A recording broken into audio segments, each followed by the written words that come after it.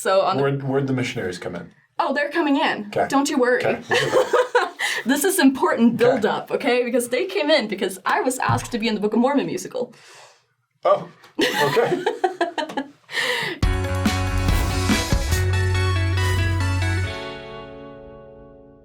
Hey guys, welcome back to Saints Unscripted. We're so happy you've joined us. We are here with a very special guest. Would you like to introduce yourself? Hi, my name is Ida, or my friends back home call me Mags. It's very cool to be here. I'm from Sweden, but I currently live in the UK. And you are in Utah. Yeah, I am in Utah. Cool. Meeting up with some old missionaries, the ones that taught me and baptized me, and some friends from my mission, so cool. Having a party. Ida is a convert to the church, and I don't know anything really beyond that. So that's all we did. No briefing. Yeah, no. You just want to tell your story. Yeah, so I grew up in Sweden. I grew up in a tiny little farmers community, like 100 people. And it was really funny when my family, we moved there because there were 100% church attendance pretty much. Everyone went to church every week. My family shows up and it went down to like 98 or something % of people going to church because my family was not religious whatsoever. They were strictly atheist, like passionately atheist. That was the religion. Yeah, like it was kind of like people who are religious are kind of stupid kind of thing was the vibe that was going around the house. And I grew up thinking that too because I didn't know any better. I was the child. But I had a little religious awakening when I was about 10 years old and I started reading the Bible.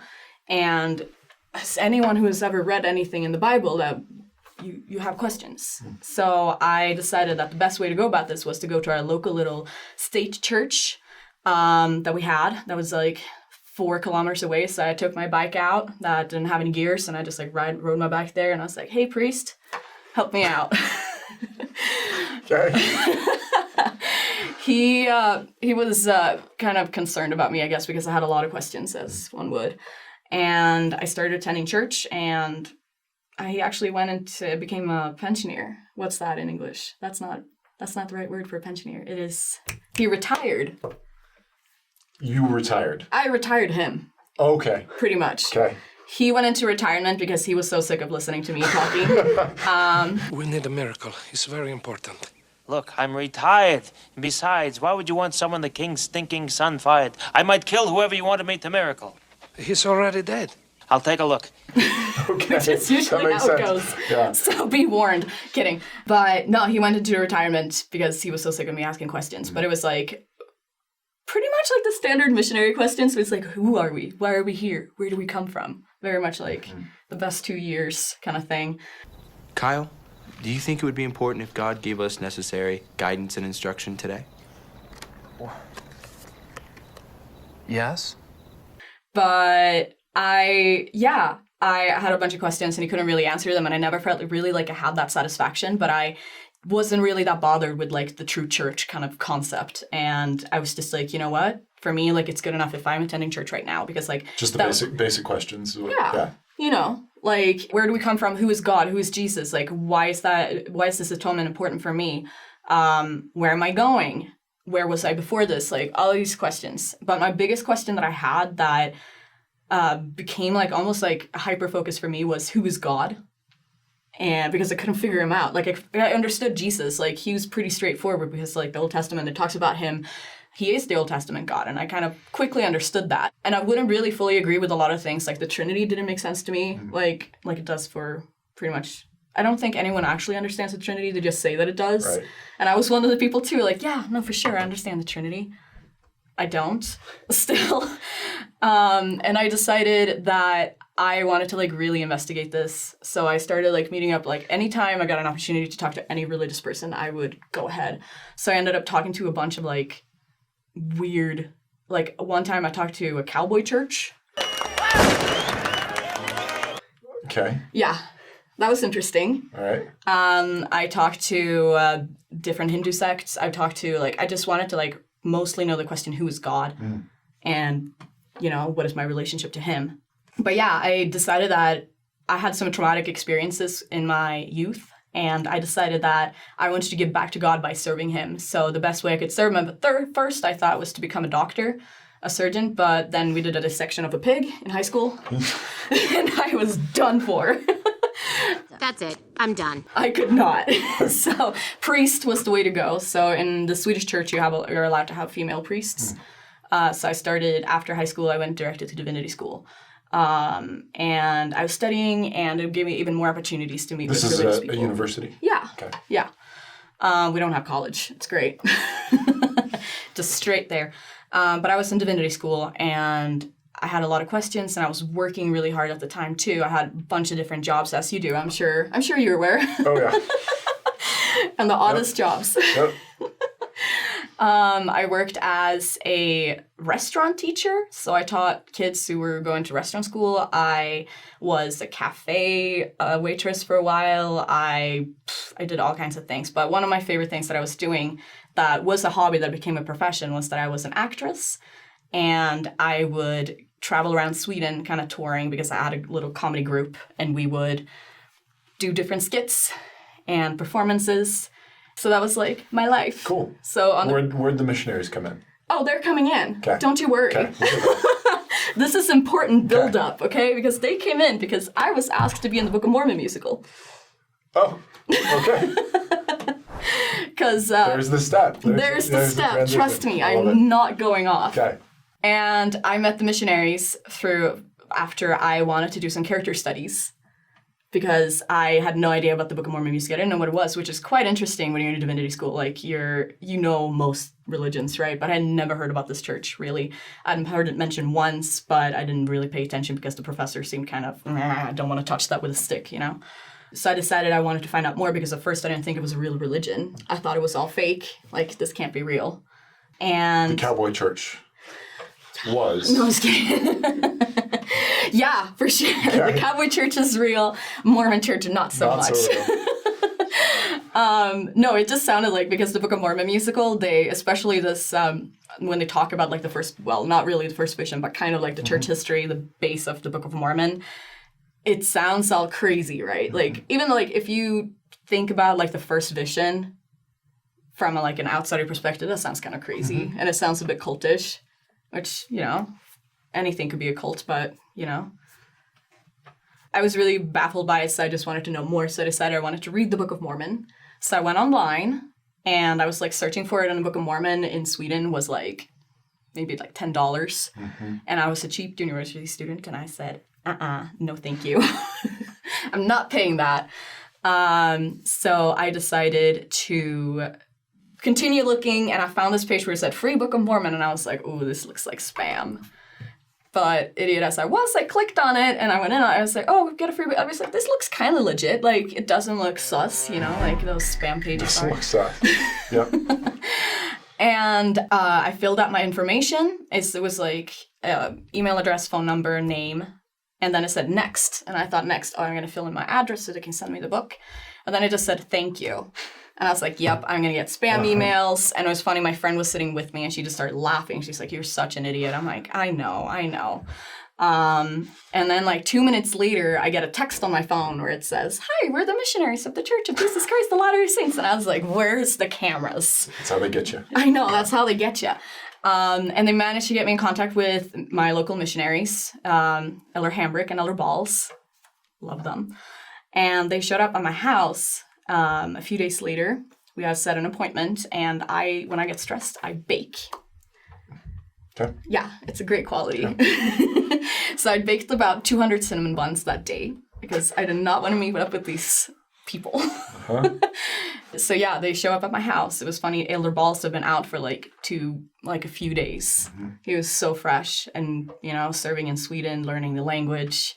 He's told me that his MTC group didn't really pay attention in MTC to language either, and he was sent to like the south of Sweden where they have. Swedish isn't the most easy language to learn, right? It's a 6-week course in the MTC, so like it's I wouldn't know.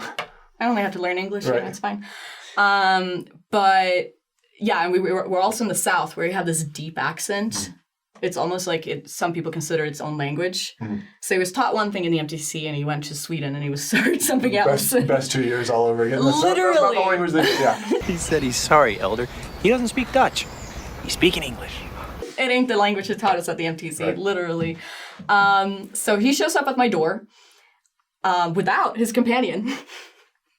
Because were late to the appointment, so they had been running to my house. And Hambrick is not as... He wants to really point out that he is a football player, or soccer player, as you say here. But really, Nathan is a tennis player and plays tournament and stuff. Faster. He is very fast. Yeah. So he made it there before Hambrick, and he's just freaking out, right? Standing there. Oh, I opened the door, and I just, look him up and down, and I see his name tag. It says Elder Balls, and I was like, this is a joke. This is not real. And he's freaking out, and he says, my name is Elder Balls, and really poor Swedish. I wish I could have you guys understand how bad it sounded, but I can't. And I'm just really confused. And then his companion shows up, and he's just panting. He's red in the face.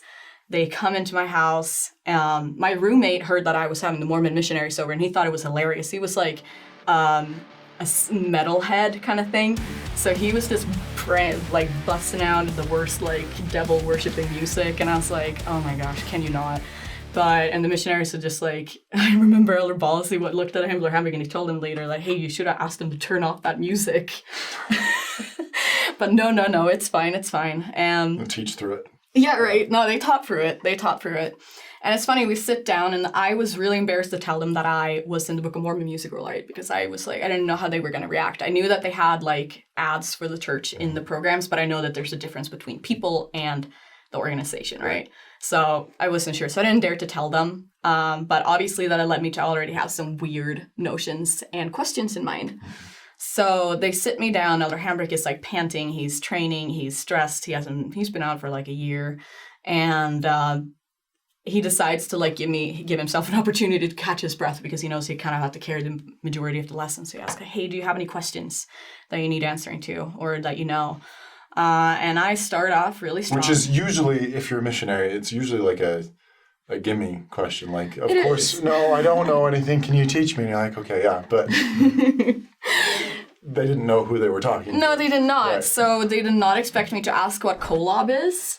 That's what we're starting with. And what baptism for the dead is. And he's just he looks at me, and they had planned to do a first lesson, which is the restoration. So he just looks at his companion and realizes he's going to be useless in this lesson. So one is just sitting panic eating cinnamon buns because he doesn't understand what's going on. The other one is just trying to sweat through and speak Swedish. And I was like, hey, we can speak English. I'm pretty good at English. He's like, no, we need to practice our Swedish. We need to keep that going. We need to learn the language, da-da-da-da. And I'm okay, fine. So we're struggling through this lesson. And at the end of the lesson, Elder Balls, or Nathan, as he's called, he was just looking for an in to say stuff. And I remember he would say just really weird stuff sometimes. And I was like, no idea how this ties into what we were talking about. But he just recognized certain words. And he's like, oh, I know that word. I can talk about that. It's that is nothing to do with this, man. When nobody would heed of, when no one headed. Take headed of. No one would take headed of my instructions. We all been there, right? But in the end, he knew, he got the little sign, hey, you're supposed to give the invitation. And the invitation was if you could read the first chapter in the Book of Mormon. And he kind of messed that up entirely. And Hambrick, he was so happy that the lesson was over, so he kind of stopped listening. And Nathan says, basically means in Swedish, can you read the whole book? Can you read the whole Book of Mormon till next time we meet? And I was like, when are we meeting next? Oh, Thursday. Oh, it's Tuesday today. Sure. I mean, that's a lot. That's a lot. And they're I remember he looks at me in the eye. He's so excited because he understood what I said. It's a lot.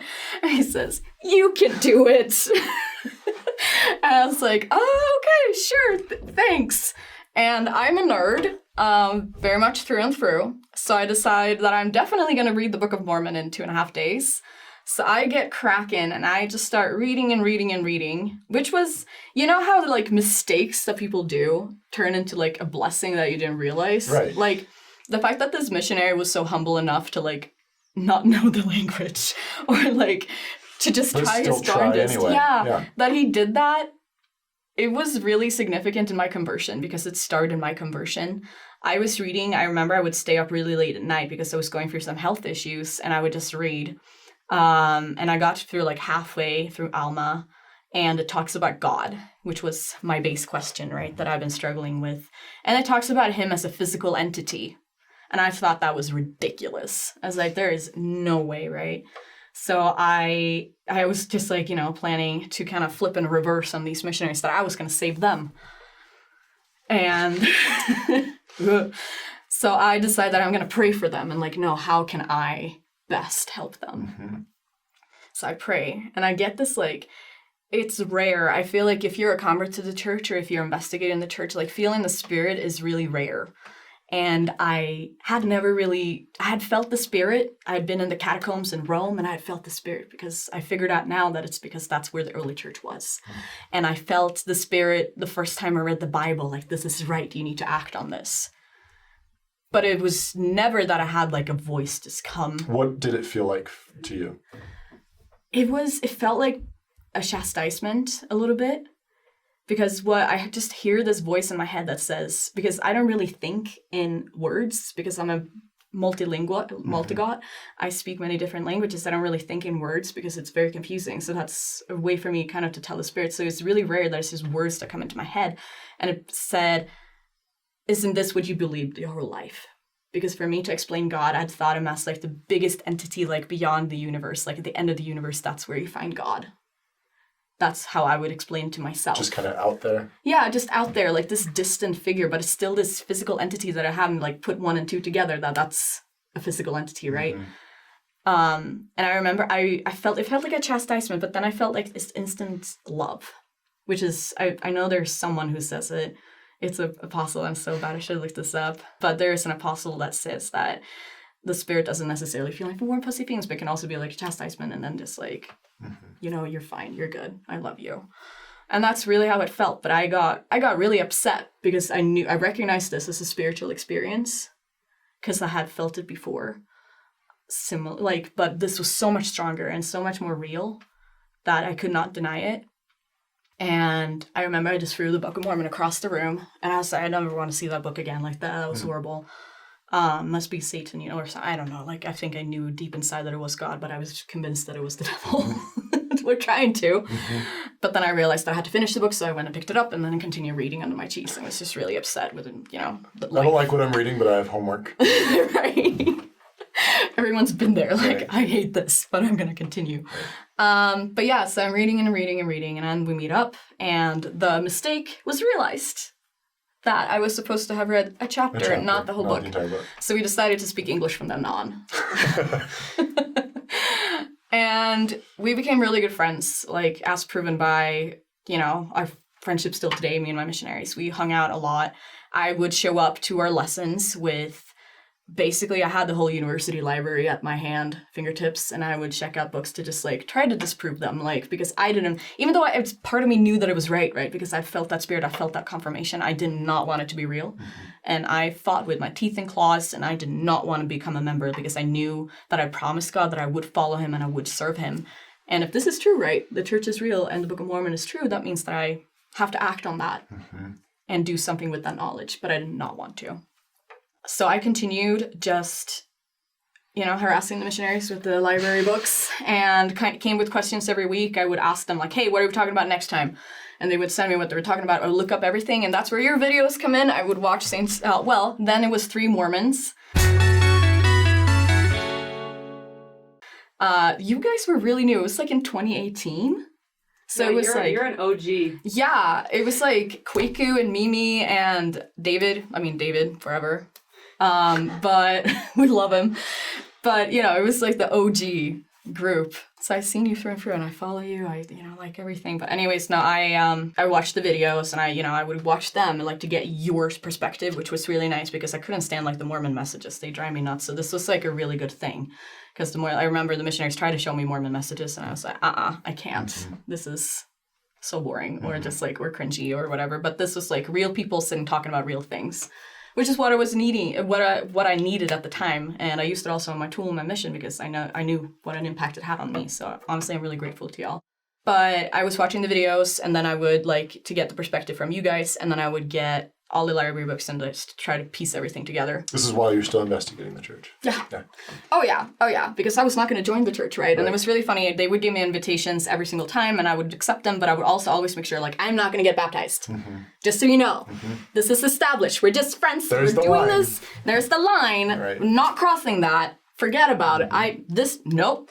You know, I had a lot of things hanging on that line, right? Like school, life, everything was just hanging on this thread, right? And I was also talking to my dad at the time, and he was really anti the church, which was kind of sad. And yeah, shouldn't go too deep into that, honestly, because yeah, it's fine. But it was just a lot of like friendships, and family was just hanging on this kind of thread with this too. So I was just like really upset with God and myself that this could be a thing, right? But then I didn't decide to get baptized. The Spirit did it for me. One day, like in May, we're sitting on the bus. On the way home, I went to a PD activity with the missionaries and played floor hockey, which got brutal. I tripped the missionaries. It was great. Left as friends. But we're sitting on the bus, and I don't know if you've ever been on a public transport bus, but they're really loud. And we were especially sitting at the back where the motor is, and it was just really loud. And me and the missionaries, like, we just keep talking. As you can hear, I talk a lot, and they talk a lot, so we were just talking at each other. And then I remembered so distinctly, and the missionaries do too, it got quiet. It got dead quiet on the bus. Not a sound. You couldn't hear the motor. You couldn't hear any of the other, like, 50 people that were on the bus. It just got dead quiet. And I just hear my own voice say, when can I be baptized? And I was like, oh, where did that come from? But it was my voice. I heard it, and I felt my lips say it. I was kind of like blacked out for a few seconds there and just like processing what happened. And then I see the missionaries, and they're looking like, what? And it was really good. I remember they were about to ask questions, but Nathan, he just took up the area book and was like, okay, let's see. How is like 2 weeks from now? Let's do this. Like, let's crack on. How long had you been investigating at this I'd point? been investigating only for like 2 months or something. So it wasn't long at all, which is kind of wild and not like me. But, you know, I feel like there's a lot of things that just fallen into place since I was baptized. You know, it was my mission, the people I met, and both on my mission and outside the mission. It's just like a lot of things that just fallen into place that I needed to be baptized at that time to like have time to end up where I needed to be. And that's why I feel like, you know, I believe that God has a sense of humor. Absolutely. And I don't believe that he does it a lot, where he kind of forces people into directions where they don't necessarily, but he knew that I knew, and I knew that I knew. And I knew that he knew. You were just being a little stubborn? Yeah, I was. So he just had to like push me in this direction. Right. So it's, and I guess maybe it was my subconscious too, but I'd like to think it was the Spirit. What was your baptism day like? Chaotic. Okay. Because the missionaries the night before, like they had showed me like all the stuff that they prepped, and I said, this is not good enough. If I'm going to make a change in my life, like it has to be monumental. So I did the baptismal program. I baked the cake. And they also showed me like the jumpsuit that I was going to wear. And I said, nah, I am not putting that on my body. So I made a dress. Okay. And yeah, it was a one-woman show pretty much. Yeah. Courtesy to me. Anyways, credit, take it all. But yeah, it was really chaotic. I was really stressed, and I remember like the night before, I was just like, I was looking at this Bible that I'd gotten from the pastor from the cowboy church. And it said like the Evidence Bible, and I was like, and it was like the last one. I hadn't looked at that book at all because it's sus, right? Something calling itself the Evidence Bible, you're kind of, nah. So I, you know, even as someone who was desperately looking for doubts, I decided to not look at it because I was holding my hand on it. I was about to open it because it said on the front, like, we have arguments against Mormonism. And I'm like, I could get out of this. And I was about to open it, but I hear the Spirit again, and it's really strong, and it says, hey, I have told you everything you need to know. Why are you still fighting? And, you know, I decided to not open that book. I left that be, and I got ready to go to my baptism the next day. And the hot water, of course, didn't work in the chapel that day.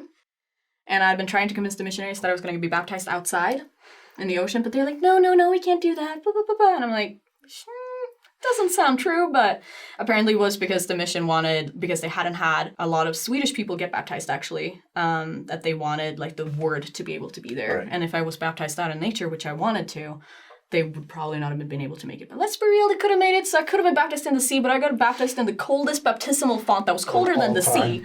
It was so cold, and it was really funny. Like he Nathan, he like sinks me into the water, and I come up and I just scream because it was so cold. But worth it.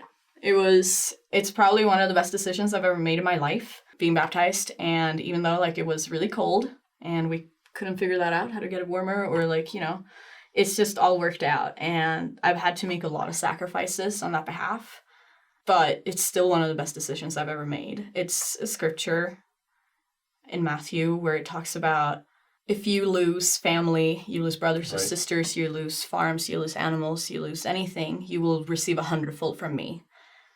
And I lost, and I felt mostly like I'd lost. But I've gained so much back that I could never even have imagined. Like lifelong friends, lifelong like experiences that will stick with me for the rest of my life. So he's fulfilled that promise for me. But yeah, I was still very much in doubt when I was baptized, and it was hard. I experienced a lot of like opposition from close friends and also family members. But I was taken like 2 weeks after. I was kind of tricked into going to the temple. I just had a surgery in my arm, so I couldn't do any work for my people at that time because the only thing I could do was baptisms. But I was just sitting in the temple. I was in the Copenhagen temple, the prettiest temple on earth, if you ask me. It's so nice. It looks a little bit like a shoebox, but that's okay. I was sitting in the baptistry, and I was just looking at other people doing work for their family, and it just hit me so hard that this is real. This temple is the Lord's house. I could feel his spirit like stronger than ever. Like I'd felt his spirit, like Asa said, like sporadically through my conversion. But then I felt it so strong. So that's really when I was truly converted. Like I was baptized, but the Lord knew he needed to get me to the temple for me to understand. Seal it in. Yeah. And since I've not been able to deny it. Last question. What would you say to someone in your position, maybe investigating the church, watching this video now? You have the opportunity now to be the person on the other side of the camera, right? And to maybe help somebody that has questions like that. What would you say to them as part of the investigating process? I had a lot of people actually who were in that position on my mission. Sorry for telling another story, but that's how I do it. I had a very dear friend of mine. He ended up getting baptized with his whole family. His name is Rune. He's one of the nicest people on earth, but we were in a very similar boat. But he'd been investigating the church for 21 years and had kind of decided that he was going to be the trickiest investigator of them all. And said, I'm never going to get baptized. I have too much hanging on this. And he had his already established family. He had his church that he was a part of. And it was just a lot for him. And I remembered I told him exactly what I needed probably to hear. Like, you have this knowledge. Now what are you going to do with it? Because he knew that the Book of Mormon is true. He knew that the temple must be real because he had studied in his own scripture studies. He had studied it, and he knew that it was real. That, there has to be somewhere where we can do baptism for the dead because they cannot receive the remission of sins without baptism. He knew that all that was real, but what are you going to do with that knowledge? And that's honestly what I continue to say is, what are you going to do with the knowledge you've already received? Are you going to use it? Are you going to act on it? Because God knows that you know. And I think you probably know that yourself too. God knows that you know. So, really, find out everything you can. But if you feel prompted to do such, like, we can't know everything. It will take our whole life. I don't think even you know everything about the church. Oh. I don't even think, honestly, the prophet knows everything that is about to happen. Like, the only one who knows everything is God and Jesus Christ. And he has so much in store for you and for all his children on this earth that he wants you to experience in full. You had agency to come here, and you have agency to continue throughout your whole life. and use that agency for good. Choose to do good things with the knowledge you receive and strive to receive more. But when you know, and act on it. There you go. Thanks for coming on. Thank you. For those of you at home, share this video with someone you love, and we'll catch you on the next one. Thanks for tuning in.